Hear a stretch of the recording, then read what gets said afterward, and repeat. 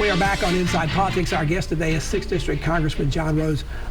Congressman, if the GOP takes the House, and it seems there are a lot of indications they are, what's the first thing you and the Republicans will try to do in the House that you haven't been able to get done when the Democrats have been in control?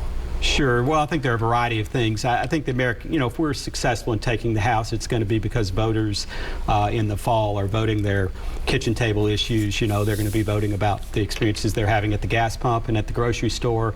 And so I think we're going to try to push forward policies that will help improve the economy, that will help get us back on track as a country, that will help get inflation under control.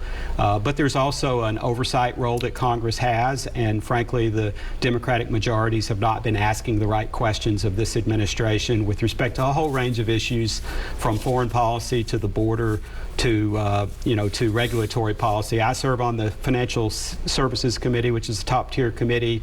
We have a lot of questions in the regulatory arena where the administration is trying to basically usurp the authority of the Congress and extend the authority of the regulators in a way that was never envisioned by Congress. In terms of oversight, some of your party leaders in the House are already openly discussing impeaching President Joe Biden when they retake the House.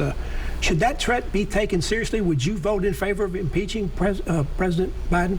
Well, I think the threat should be taken seriously, but I think we have to view all that in the context of the process of impeachment, which was considered, by the framers to be something that should be extraordinarily rare and only pursued in extraordinary circumstances. And so I think, as we saw with the Democrats who introduced articles of impeachment on day one of the Trump presidency and then never let go of that desire, but what we saw then is that they were not able to see that through to success. And so I think if you're going to impeach the president, number one, you have to have reasonable grounds to do so, and so that's something that should be assessed.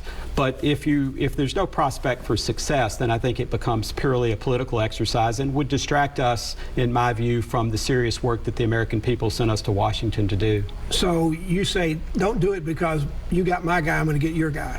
That's, you may remember I said to you in a previous interview that in the past, impeachment was very rare, and I feared that because of the steps the Democratic majority was taking in the House and Senate, that it would become the norm. I don't want to see us fall victim to that trap. I think that we should only pursue impeachment of the president if there are measurable grounds to do so and a realistic prospect for success. There also was gun regulations for the first time, I think, in almost 20 years passed by Congress this session so far, and in fact this summer. You voted against it. Is there any gun regulation that could be brought to the Congress that you would support, or do you believe the Second Amendment right is an absolute one?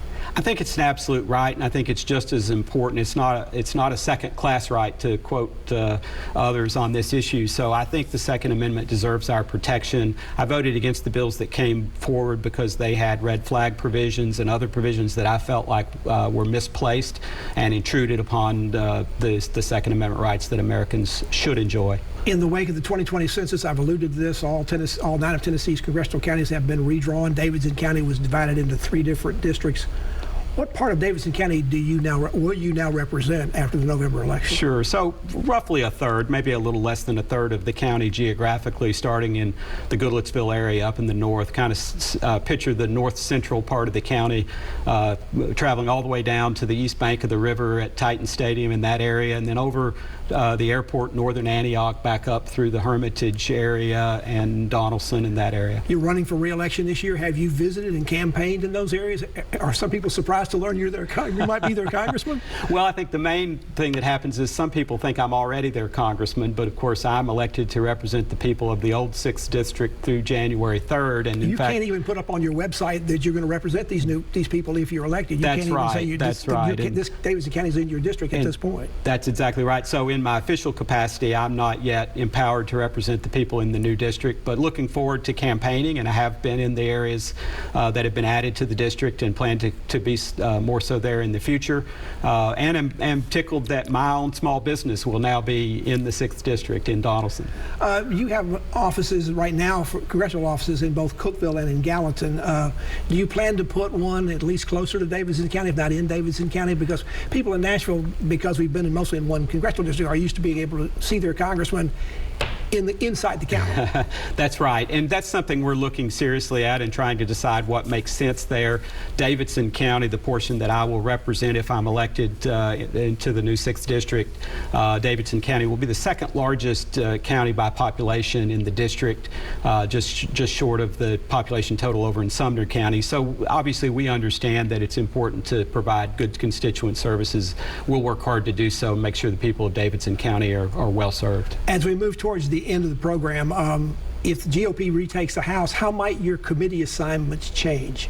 Well, so I'm very fortunate having come in the minority in January of 2019 to be on the Financial Services Committee, which is considered to be a top-tier committee, and have advanced nicely in terms of seniority on that committee. So I plan to stay on the Financial Services Committee, an area that's interesting to me and provides me with a good platform for representing the people of the district. So I plan to stay engaged in that area. I do hope that I might get the chance to serve on the Ag Committee as well.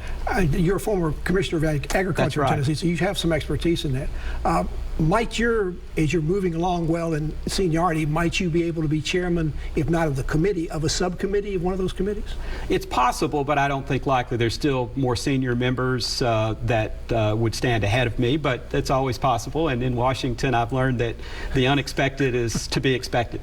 Congressman Rose, thank you so much for being on the program. Good luck with your election. Thank you for your service, and we'll have you back in the program in the future, assuming that you're elected, and I think at this point that looks like you'd be favored to do that. Well, thank you, Pat. I appreciate it, and thanks for the opportunity to represent the people of the 6th District of Tennessee. And thank you for joining us on Inside Politics. Hope you're back here again for a future show. If you can't get enough politics in the meantime, you can go to News Found on our website. You'll find my Capitol View commentary there. There's a new commentary posted every Friday afternoon. Enjoy the rest of your weekend, and we'll see you here next time. Goodbye.